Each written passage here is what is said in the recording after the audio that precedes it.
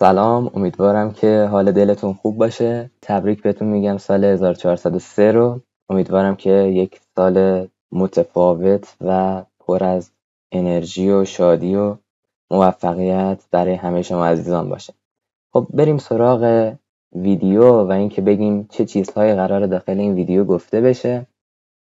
اول از همه ساختمان داده و ساختار هیپ رو توضیح میدم، اگرچه که احتمالا این رو دونسته باشید و بدونیدش، ولی مجددا اینو توضیح میدم و پایین همین ویدیو تایملاین ها رو قرار دادم که اگر هر کدوم از این موارد رو بلد هستید به راحتی اسکیپش کنید و بعدی رو با هم کار کنیم. خب DS رو که گفتیم، در مورد هیپ میریم سراغ یوزیجش، استفادهش، حالا موارد استفاده که داره و بعدش هم پیاده سازیش و البته پیاده سازیش به صورت کتابخونه‌ای و لایبرری که جفت اینا رو، یعنی تمام کدها رو به زبان پایتون واسهتون توضیح میدم و کتابخونه ها هم دیگه پایتون هستن. به صورت عادی هم که بخواین بدون حالا لایبرری هم باشن باز براتون اینو توضیح میدم. این سه تا مورد رو که ما با هم دیگه کار کردیم، میریم سراغ ریموف کردن کامین عنصر از هیپمون و هرممون و اینکه کد این اتفاقی که حالا اینجا میفته رو هم با هم دیگه کار میکنیم و مینویسیمش و در انتها اینکه این الگوریتم ما چقدر کامپلکسیتی داره و اینکه پیچیدگی زمانیش، پیچیدگی حالا الگوریتمیش به چه صورت هست رو با هم دیگه کار میکنیم. خب حالا هیپ یا هرم چی هست اصلا؟ هیپ یا هرم با استفاده از یک درخت پیاده سازی میشه که هدفش چیه؟ هدفش اینه که ما یه چیزی داریم، یه مفهومی داریم به نام Abstract Data Type و یک نوع داده انتزاعی رو برای ما پیاده سازی میکنه و خیلی کار رو راحت تر میکنه، بهینه تر میکنه. خیلی مدل مختلفی از هیپ داریم که مشهورترینش حالا هیپ هایی هستن که باینری و دودویی هستن، یعنی هرمای دودویی، که باز جلوتر این رو ما با هم کار میکنیم که دو مدل خیلی مورد استفاده هست و بیشتر از همه شنیده شده و خودتون هم شنیدینش. یکیش مکس هیپه، یکیش مین هیپه، یعنی یکیش به صورت بیشینه هست و یکیش به صورت کمینه. برای چند ثانیه به این دو تا هیپ نگاه کنید. این مکس هیپ و این مین هیپ هست. همونطور که میبینید داخل مکس هیپ اون روت عدد بیشتری رو از حالا فرزندانش میگیره و دوباره همین اتفاق برای اون درخت کوچیکتر بعدی، یعنی زیر مجموعش، باز دوباره میفته. این مثلا 40 هست، 10 و 15 اعداد کوچیکتر از 40 هستن و همینطور الی آخر. و دقیقاً بالعکس همین اتفاق هم داخل مین هیپ میفته. یعنی شما اگر که روت شما، ریشه شما 10 باشه، بعد اعداد بزرگتری، حالا مثلا میتونست اینجا 16 17 حالا الا تا قبل از 40، یعنی مثلا 39 باشه، که این ساختار هیپ هستش که حالا یا مین هیپ یا مکس هیپ هستش. و اینکه ما یه مفهومی به نام مرتب سازی هرمی داریم که حالا سورت و غیره هست که از هرم بیشینه استفاده میشه، از همین مکس هیپ. و یک مفهوم دیگه هم به اسم صف اولویت دار داریم که از هرم کمینه و اون مین هیپ استفاده میشه. روش‌های متفاوتی هم میتونید اینو پیاده سازی کنید، ولی با استفاده از این دوتا بهترین و بهینه ترین حالت ممکن رو میتونید داشته باشید داخل اون صف اولویت داره و حالا اون مرتب سازیه و سورت کردنه. از اونجایی که ما قبلا هم اشاره کرده بودیم اینا Abstract Data Type هستن، یعنی نوع داده انتزاعی هستن، باید بدونیم که به صورت یک درخت در حافظه ما ذخیره نمیشه. حافظه و رم سیستم ما به صورت آرای طور هست و برای همین ما باید هر چیزی رو که داریم، هر چیزی که حالا مثل هیپ یا هر ساختمان داده دیگه که یاد گرفتید بخوایم پیاده سازی کنیم، بر اساس همون آرایه ها باشه، بر اساس لیست ها در اصل باشه. و برای همین این حالا هیپ هم به همین صورت پیاده سازی میشه. حالا شما دقت کنید به این اعداد و حالا هیپیفای کردن این اعداد. ببینید ظاهرا تا 8 که یعنی تا قبل 8 همینجوری میتونه پیاده سازی بشه. یک درخت کامل هم هست اگه دقت کنید. از سمت چپ داره پر میکنه به سمت جلو و این باعث میشه که کمترین ارتفاع رو داشته باشه. ولی اینجا 8 از 5 بیشتره و جابجایی انجام میشه، همینطور از 6 هم بیشتره و جابجایی انجام میشه. به این عمل جابجایی و حالا درست شدن این درخت، یعنی در اصل هیپ، میگن هیپیفای. و 4 هم دوباره یه جابجایی اینجا داره. خب الان یک مکس هیپی رو اینجا ما داریم و بعد از این هم نوشتن این اعداد هست. بالا اول 8 اینجا قرار میگیره، بعد 6 7 و الی آخر. بعد از اینکه این ساختاری که ما درست کردیم به این صورت داخل حالا آرایی که داریم جایگذاری شد، میتونیم این رو سورتش کنیم و این الان در اصل داره یاد میده چجوری سورت بشه. جابجایی این دوتا در اصل 8 میخواست پاپ بشه و با پایین ترین عنصر و اون کمترین عنصر جابجا میشه و ثابت میشه در جای خودش. اگه دقت کنید ما از یک آرایه هم بیشتر استفاده نکردیم و این یعنی اینکه این پلیس و در جا هست این سورت شدن هیپ.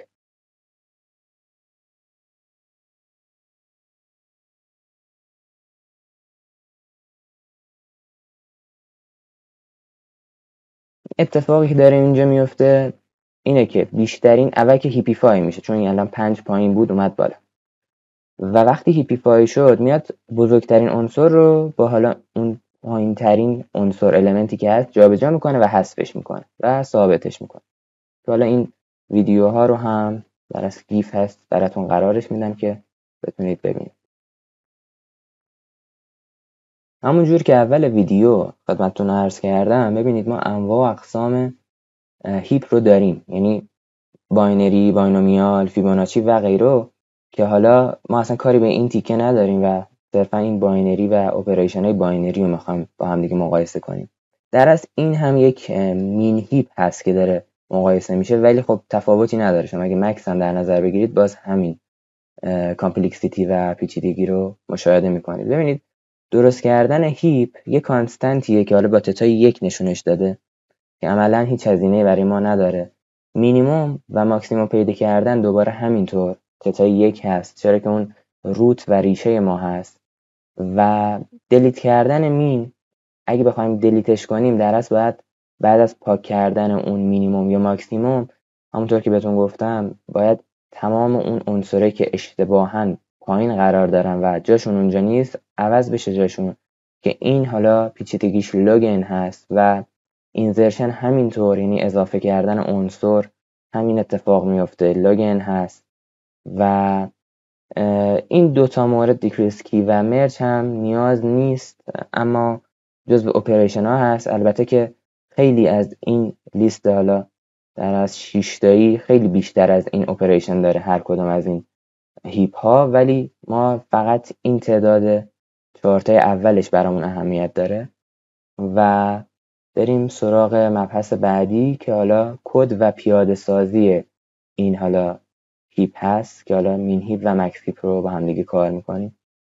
خب همونطور که اول ویدیو هم توضیح دادم، ما 2 مدل میتونیم این مین هیپ رو حالا یا مکس هیپ رو پیاده سازی کنیم. یکی از مدلایی که میتونیم انجام بدیم اینه که خودمون یکی یکی اجزای این حالا پروپرتی های این کلاسمون رو که حالا کلاس مین هیپ هست رو بنویسیم و بعد ازش استفاده کنیم. حالا اینجا اگه شما نمونه سازیش رو ببینید و بعد استفاده کردنش رو میتونید ببینید که آقا بدون هیچ کتابخونه ما اینو اومدیم پیاده سازی کردیم. ولی همینطور ما میتونیم خیلی بهینه‌تر و الان اینجا اگه نگاه کنید 84 خط کد هست. اگه بیایم اینجا نگاه کنیم می‌بینیم اگه ما با این هیپ کیو و حالا استفاده کردن از این کتابخونه بخوایم اینو بنویسیم، با 27 خط کد میتونیم اینو بنویسیم.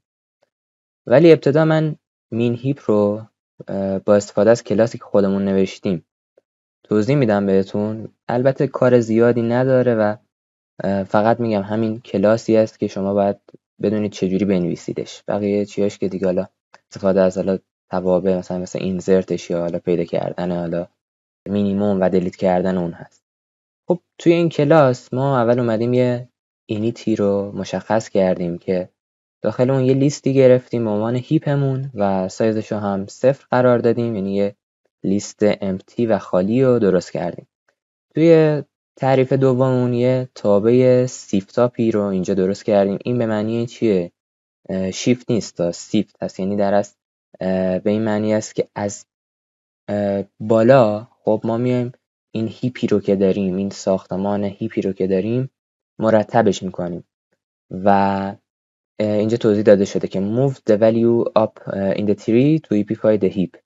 میاد از بالا هیپیفای میکنه اون هیپ ما رو. و حالا چجوری کار میکنه؟ اول اومده یه فلگی اینجا مشخص کرده که اگه استاپمون فالس بود بیاد این کار رو انجام بده، این وایلمون کار کنه. و داخل این وایل میگه چی؟ میگه اگه المنتی که ما داریم، اگه اون خونه ای اندیسی که توی لیست ما مد نظرمون هست کمتر از پرنتش بود، یعنی اون ریشه، اون پدرش، بیا جای اینا رو با هم عوض کن. چرا؟ چون ما داریم برای اینکه یک هیپی رو به صورت مین هیپیفای کنیم تلاش میکنیم و کد رو مینویسیم. برای همین اگر میخواستیم این رو به صورت مکس هیپ بنویسیم دقیقاً برعکس همین بود. و اینجا من توی این شرطش یه نکته رو بگم. اگه ساختمان داده رو یادتون باشه، این هیپ یه قانونی داشت که اگه میخواستیم از بالا بیایم به پایین و پایین بریم به بالا، 2 تا حالت میشد: آی تقسیم به 2 به علاوه 1 و آی تقسیم به 2، که حالا اون ریشه های ما، اون چایلد ها، اون بچه های ما رو چی کنن. یا اگه بالعکس میخواستیم، یعنی اگه به جای این سیفت آپ سیفت داون بود میخواستیم به دستش بیاریم، ضرب در 2 میشد و یا اینکه ضرب در 2 به علاوه 1 میشد. پس این شرطی که اینجا هست به این دلیل هست. و اینجا خیلی راحت اومده گفته آقا اگر این اتفاق افتاد و کمتر بود، بیا جای اینها رو با حالا اپراتور مساوی، که حالا تو پایتون اینو داریم، یه کاما اینجا میذارید و مساوی، و این دوتا با هم جاشون عوض میشه. اگر اینجوری نبود که استاپ کن و اون فلگ ما رو ترو کن که دیگه نخواد جابجایی انجام بشه. و اینکه میاد اون اندیسی رو که تو آرایه داریم جابجا میکنه که حالا با قولی حالا پروپرتی همون حفظ شه. و اون تابع بعدی که نیاز داریم بدونیم، حالا انگار این سیفت آپ بود، باز ما بعد این سیفت داون رو هم داریم و اینزرت که برای اضافه کردن اون المنتمون به اون آرایمون هست که حالا میاد اضافهش میکنه. این توضیح خاصی نداره. و این سیفت داون همونطور که این بالا هم توضیح دادم براتون، این شرطی که برای سیفت آپ بود ضرب در 2 برای سیفت داون هست و به همون صورت عمل میکنه. و این یکی میگه که آقا اگر که المنت ما بزرگتر بود از مینیمم چایلدش، بیا جاشون رو عوض کن. و یک تابع دیگه ما اینجا داریم، دف مین چایلد. این برای تشخیص دادن مینیمم فرزندان هست که حالا اینجا نوشته if the current node has only one child، اگه یه دونه بچه داشت چی کار کن. و اگر اینجا گفتیم 2 تا بچه داره، بیا حالا این دستور رو انجام بده. همونطور که گفتم بهتون، آی ضرب در 2 به علاوه 1 اینجا باز مشاهدهش میکنید.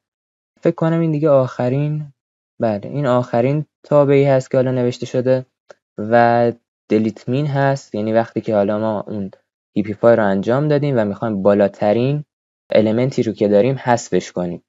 خب این توی اون ویدیوی قبلی هم که توضیح دادم مشاهده کردیم. ببینید باید اون پرنتی رو که داریم با کوچکترین عنصر، یعنی وقتی درخت کامل شده اون آخرین عنصر، جابجا کنیم و حذف رو انجام بدیم. اول اومده چک کرده شرط توقف و حالا اون شرط اکسپشنش رو چک کرده که آقا اگر 1 دونه بود، اگر که اون لنش اندازه اون لیستی که داشتیم 1 دونه بود، بگو آقا این هیپی که داری خالی هست. و بعد میاد چیکار میکنه؟ میاد اینجا روت و ریشه رو میگیره. اگر که حالا این تیکه نبود و 1 نشد، میاد چیکار میکنه؟ میاد ریشه رو میگیره و بیا آخرین مقداری که داریم از هیپمون رو با روت جابجا کن، یعنی درست بریز داخل روت که اینجا میبینید این کار انجام شده. و پاپ کن و اون دونه آخری که داری از توی اون مجموعه ما پاپش کن و جداش کن. و سایز رو میاد یکی کمتر میکنه، همونجور که شما حالا اونجا دیدید اول ابتدا ما سایز رو مشخص کردیم و اینجا همونطور که میبینید move down the root هست و میاد روت رو میاره پایین، سیفتش هم انجام میده، سیفت داونش هم انجام میده و در نهایت اون ریشه ما رو ریترن میکنه و برمیگردونه. خب اینجا هم که میاد یه نمونه از این حالا هیپ ما رو درست میکنه و مقداردهی میکنه با هم اینزرشن ها و در نهایت هم میاد چیکار میکنه؟ میاد مینیمم نودش رو حذف میکنه که اگه شما اینجا نگاه کنید مینیمم نودش هم 5 هست. اگه اجرا بشه این کد، این 5 واسه ما دلیت میشه و بعدش هم در صورت که حالا لیست رو بخوایم نمایش هم میتونیم بدیم. پس این شد عملکرد حالا مین هیپی که ما با استفاده از کدای معمولی نوشتیم و هیچ گونه کتابخونه استفاده نشد اینجا. این هم از کد دوم که با استفاده از هیپ کیو و هیپیفای، هیپ پوش و هیپ پاپ. در اصل این هیپ کیو کتابخونه‌ای هست که به صورت دیفالت روی پایتون شما نصب هست. این پایتون رو که شما نصب میکنید این هیپ کیو هم روش نصب هست و نیاز به پیپ شدن نداره.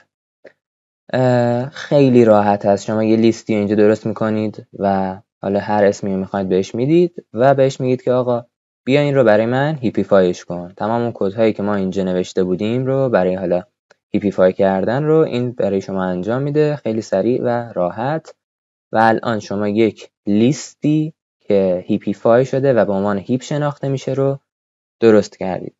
خیلی راحت شما میتونید با دستور هیپ پوش به این هیپتون اون مقدارهایی که نیاز دارید رو اضافه کنید که اینجا همینطور که میبینید انجام شده و اینجا اومده مقدارهای حالا مقدار مینیمم رو پرینت گرفته. میتونید همینطور حالا حذف رو انجام بدید و یا هر کار دیگه که بخواید انجام بدید خیلی راحت با استفاده از این کتابخونه هیپ کیو انجام میشه. همونطور که میبینید کلا 27 خط کد این انجام شد.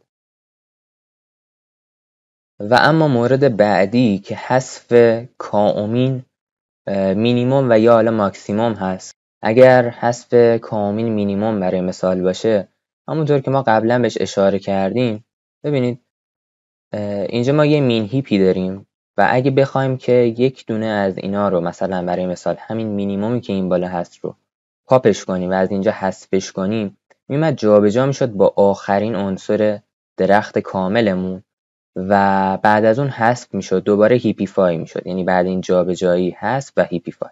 و اگه یک بار اینو انجام بدیم در اصل ما یک عنصر مینیمم رو پاپ کردیم، حالا حذف کردیم. ولی اگه این رو 5 بار برای مثال 10 بار برای مثال اینو انجام بدید، در اصل 10مین عنصر مینیمم رو ما حذف کردیم یا پاپش کردیم. خب این یه راهی است که شما میتونید 10 بار این کار رو انجام بدید، کا بار این کار رو انجام بدید تا کامین عنصر رو به دست بیارید. یک کدی رو من اینجا کامین مینیمم داخل این اگه بازش کنم اینجا قرار دادم که حالا داخل فایلایی هم که قرار میدم میتونید این رو دانلود کنید. این کد دقیقاً همین کار رو انجام میده ولی به صورت بهینه‌تر و هم از هیپ کیو استفاده شده، هم ساختاری که خود این به صورت کلاس هیپ به صورت کلاس نوشته شده. مورد بعدی که هست، من یک JS و یک HTML رو اینجا برای شما آماده کردم که خیلی راحت آدرس سایت هم براتون قرار میدم. خیلی راحت شما میاید و به صورت گراف میتونید مشاهده کنید چه اتفاقی داره میافته. ببینید برای مثال من عدد 5 رو برای شما اینجا درج میکنم. همونطور که میبینید هم توی لیست به شما اینو نمایش میده و هم به صورت گراف و حالا درخت این رو به شما نمایش میده. خب ما اینو داریم در اصل مین هیپ رو پیاده سازی میکنیم. شما دقت کنید اگه ما اینجا یک عدد بزرگتری رو وارد کنیم، اینزرت کنیم، میاد سمت چپ یه درخت کامل و نیاز به جابجایی نداره. و اگه ما یک عدد کوچکتر از این عدد رو مثلا برای مثال 2 اینزرت کنیم، جابجایی رو انجام میده و در اصل هیپیفای میکنه در ضمن ساخت درختمون. همزمان به راحتی میتونید سرعت انیمیشن رو تغییر بدید که حالا اگه عددی اضافه میکنید مثلا سریعتر یا دیرتر بشه. و اینکه یک بیلد هیپی اینجا من درست کردم که شما میتونید به صورت حالا آماده یک هیپی رو مشاهده کنید که چه جوری جابجایی انجام میشه، اعداد به چه صورت هست و دلیت کردن ها به چه صورت هست و هر بار خودتون هم میتونید به صورت دستی این ریموو اسمالست رو بزنید و کوچکترین عنصرتون رو دلیت کنید. الان برای مثال اینجا اگه بزنیم 2 حذف میشه، این جابجایی انجام میشه و در از هم TP5 شده و هم اون المنت کوچیکمون حذف شده از درختمون. در آخر من یه اشاره جزئی به این کامپلکسیتی که داشتیم میکنم و این شما اگه دقت کنید این توضیح رو دادیم که ما مرتبمون از لاگ n بیشتر نمیشه و شما اگه فرض کنید که k بار برای پیدا کردن یک عنصر قرار این درخت رو تیپیفای کنید، k log n مرتبه اجرایی شما میشه، مرتبه زمانی شما میشه و حالا اینجا هم باز همون توضیح هست به همون صورته. و اگه ما بخوایم اینو مقایسه کنیم با بقیه روش ها به چندین صورت متفاوت، شما میتونید یک کائومین رو از توی حالا دل اون لیستتون بیرون بکشید. یه روشش همینه که از درخت هیپ استفاده کنید.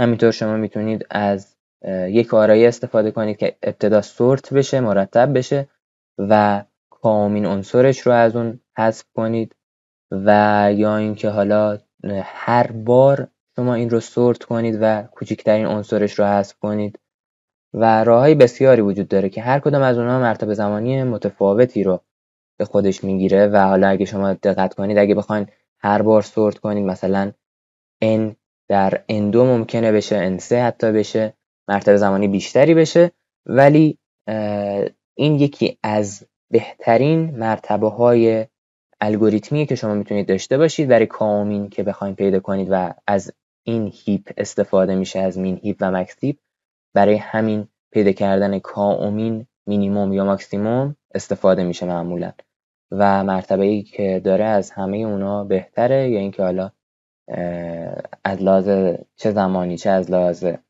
اسپیس و فضا مرتبه خیلی خوبی رو داره. امیدوارم که این مطالب مفید واقع شده باشه.